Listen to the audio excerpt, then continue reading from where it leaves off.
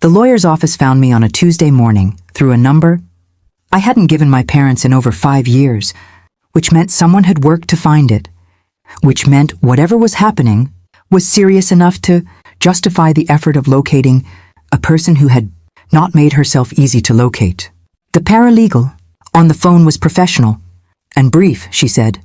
There was a matter involving my family's estate that required my presence, that my attendance was not optional under the terms of the relevant documents, and that I should come in at my earliest convenience. She did not say my parents had asked for me. She did not say my parents even knew she was calling.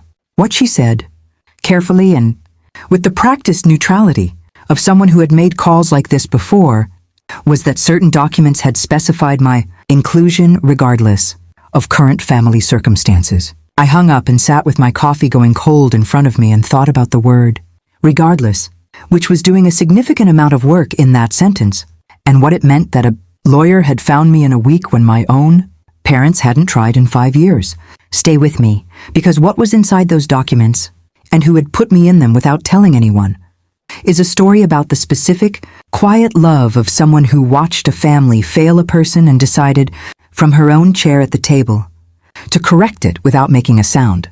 If you've ever been forgotten by the people who made you, subscribe right now, because this story is about to show you what it looks like when someone refuses to let that be the final word. I moved out at 22, and I want to be precise about what moving out meant in the context of my specific family, because it was not the ordinary leaving of a young adult building her own life. It was the leaving of someone who had spent 22 years being the quietest presence in a house that was already very loud, in a family that had so completely organized itself around my older brother's needs, his athletic career, his social life, his ongoing and elaborate series of crises, that my presence or absence had, by the time I was 19, become functionally interchangeable. I don't mean they were unkind. I mean I had become invisible, in the specific way that happens when a family's emotional bandwidth is entirely consumed by one person, and everyone else quietly learns to need nothing. Because needing things requires bandwidth nobody has available. I left for a city 4 hours away with a job offer. I had pursued entirely without mentioning it at home, because mentioning things at home had long since stopped producing any result that justified the energy of the mentioning. My mother said, "That's exciting," when I told her, in the tone she used when she was hearing something while thinking about something else. My father said he hoped I'd be careful driving. My brother didn't look up from his phone. And I loaded my car and drove 4 hours and started a life that, for the first time, had enough space in it for me to discover what I actually was when nobody in the room needed me to be smaller. For the first 2 years, I called home on Sundays. The calls were brief and surface level in the specific way of conversations where one party is genuinely engaged and the other is waiting for it to be over. My mother reporting on my brother's latest developments. My father occasionally getting on the line to confirm everything was fine before handing back to my mother. The two of them, never once asking a question about my life that required more than a one-sentence answer. By year 3, the Sunday calls had become monthly. By year 4, they were occasional. By year 5, the silence had simply become the relationship, and the relationship had simply become a biological fact with no active content. I existed as their daughter in the technical sense. The way a word exists in a dictionary nobody opens. I told myself it was fine. I told myself this with the particular fluency of someone who has been practicing the sentence for long enough that it no longer requires conscious effort. I built a good life. I had work I was genuinely good at, a small close circle of friends who knew me fully rather than peripherally, an apartment I had filled deliberately with things that were entirely mine, chosen by nobody except me. On paper and in most moments it was enough. Underneath it, in the specific quiet of Sunday evenings when families traditionally call each other, there was something I had stopped calling grief, because naming it seemed like giving it more room than it deserved. The family member who had put me in the documents was my grandmother. On my mother's side, her name was Iris, and she had been, for my entire childhood, the single person at every family gathering who sat beside me rather than across from me, who directed conversation toward my corner of the table rather than away from it, who asked me specific questions about specific things and waited for the full answer before responding, who noticed, without ever making it a conversation, that I was being systematically passed over in my own home and decided that the correct response to this was to simply, consistently, personally correct it whenever she was in the room. She died in September, 8 months before the lawyer's call, and I had attended the funeral alone, driving the 4 hours without telling my parents I was coming until I was already nearly there. My mother had seemed surprised to see me, which told me she had not been certain I would come, which told me the distance between us had become large enough that my showing up for the death of my grandmother was no longer assumed. I sat at the back of the church and left before the reception and drove 4 hours home and cried for an hour in my car in a parking garage because the person who had most consistently seen me in my entire life was gone, and I hadn't been able to say anything real to her. In a public church full of people who were grieving the version of her they had known. What I didn't know, sitting in that parking garage, was that Iris had already said everything real she needed to say.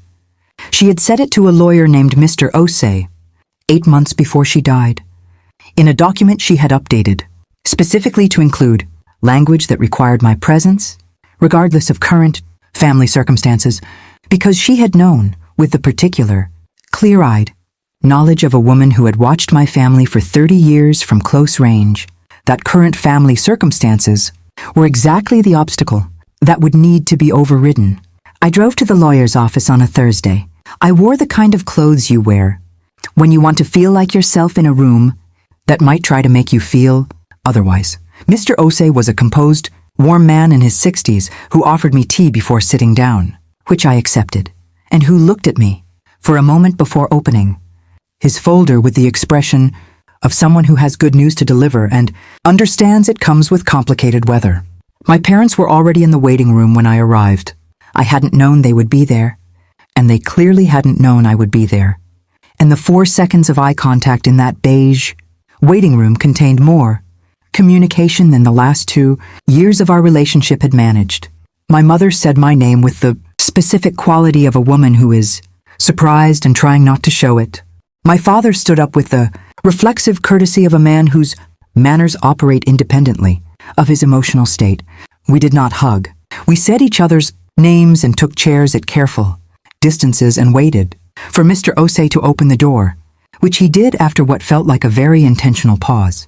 He read the standard provisions first: the house, the savings, the personal items divided between my mother and her brother in the proportions Iris had considered, fair and specified clearly.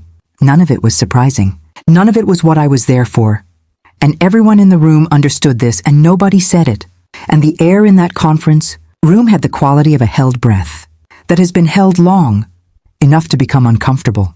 Then Mr. Osei set down the first document and picked up a second one and said, "There is a separate provision," added 18 months ago, specifically addressing Iris's granddaughter. He looked at me. "This portion is for you alone." She asked that I read it aloud. I nodded because I didn't trust my voice to do anything more complicated than that. He read it.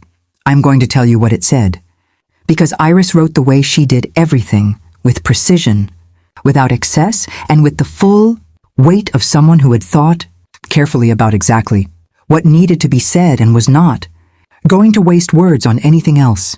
She wrote to my granddaughter, who learned too early to take up less space than she deserved, and who has spent too many years being quietly excellent in rooms that were not paying attention. I have watched you be overlooked in this family since you were small enough to sit on my knee, and I want you to know that I was always paying attention even when no one else was. I was always counting. The investment account detailed in the attached document is yours entirely, not as compensation for what you were not given. There is no dollar amount for that, but as a statement of what I always saw in you, which was everything. Use it for the life that was already yours. You were never forgotten by me, not for a single day. With all my love, always, Grandma Iris. Behind the letter was documentation for an investment account in my name, built quietly over 11 years, currently valued at just over $218,000. I want to be honest about what I felt in that moment, because I think the honest version is more useful than the clean version.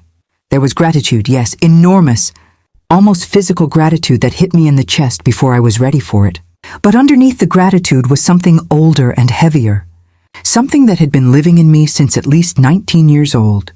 The grief of being seen clearly by one person and only one person, and the grief of that person now being gone, and the specific complicated feeling of receiving, after her death, the fullest possible evidence of how completely she had paid attention while she was alive.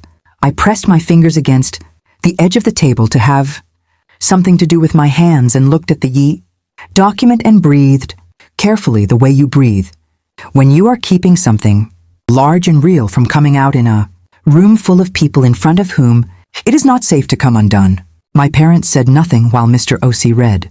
I did not look at them while he was reading. When he finished, the room was quiet. In the way rooms go quiet after something irreversible has happened inside them. And then my mother said, in a voice that was quieter than I had heard from her in years, "We didn't know she was doing this." And I said, gently and honestly, "She did a lot of things you didn't know she was doing," which was not an accusation. It was just true. And my mother received it as true, which itself was something I hadn't expected. My father looked at the table for a long moment and then looked at me and said, "She loved you very much." I said, "I know. She was the one who showed me what that looked like." It was the most honest thing I had said to my father in years, possibly the most honest thing I had ever said to him, and it landed on his face in the specific way that truths land when there is no available defense against them. Not with anger, not with denial, just with the quiet, heavy recognition of someone hearing something accurate they wish they had heard under different circumstances. We sat in the parking garage afterward, the three of us, which was not planned and was not comfortable and was also somehow necessary in the way that certain uncomfortable things are necessary when you have spent enough time avoiding them. My mother spoke first, which was consistent. She has always been the one willing to move toward a difficult thing slightly, faster than my father, even if only slightly. She said, "I don't think we understood what we were doing. I don't mean that as an excuse. I mean that I'm not sure we were paying enough attention to understand what we were doing. And I think that might be worse." It was the most accurate thing she had ever said about our family to my face, and I let it sit there and be accurate without rushing to soften it. Because Iris had spent 11 years and $218,000 making it possible for this moment to happen, and the least I could do was let the moment be as real as she had intended it to be. My father said, "I'd like to know you better, if you'd let me try." 7 words that were doing the work of 22 years. I told him I was willing to let him try, which was the truest answer I had. Not a guarantee, not a forgiveness, not a resolution, but a door left open by someone who had enough distance from the wound to understand that the people who had made it were not the people she needed them to be then, and might be closer to it now, and that this distinction mattered. Things between us are different now, though I want to be careful about how I say that, because different is not the same as healed, and honest is not the same as easy. My mother calls regularly, and the calls have texture now. Real questions, actual answers. The occasional uncomfortable silence that means something true is being approached rather than avoided. My father sent me a card for my birthday this year, handwritten, which from him is the emotional equivalent of a speech. It said he was proud of me. 3 words that arrived 32 years late and landed anyway. Not with the force they might have had at 6 or 12 or 22, but with the particular, quiet weight of something that is better late than never, and both people know it. I used some of the money to invest in a business I had been building in my spare time for 2 years, which is now my full-time work, which is another story for another time. The rest is invested carefully in the way Iris had invested it, because I learned what I know about patient, deliberate accumulation, from watching her do it without ever drawing attention to herself. I keep her letter on my desk, not framed, just folded within reach, in the specific spot where I put things I need to be able to touch easily. You were never forgotten by me, not for a single day. I read it sometimes on Sunday evenings, which are different now from what they were, though they still carry the particular weight of days that were hollow, for long enough to leave a mark. I read it and I think about a woman who sat beside me at tables where everyone else was, looking in another direction, and who spent 11 years quietly building something that would outlast her. Specifically because she understood that the people who should have been building it were looking in another direction, and she was not willing to let that be the final word. It wasn't, it isn't, and on the days when the distance between what was and what is feels largest, I put my hand on that folded letter and remember that someone was counting. The whole time, every single day, and that the count she kept was the truest measure anyone has ever taken of who I actually am. If this story hit something real in you, if you've ever been the one a family forgot to see, or had one person who saw you anyway, tell me in the comments which moment landed hardest. The lawyer's call, the letter Iris left, or the parking garage after. I read every single one. Subscribe now for more raw, real stories about the people who love us quietly enough to change everything. Hit that notification bell so you never miss the next one. And stay close, because what's coming next is even more powerful than this. And you do not want to miss a word.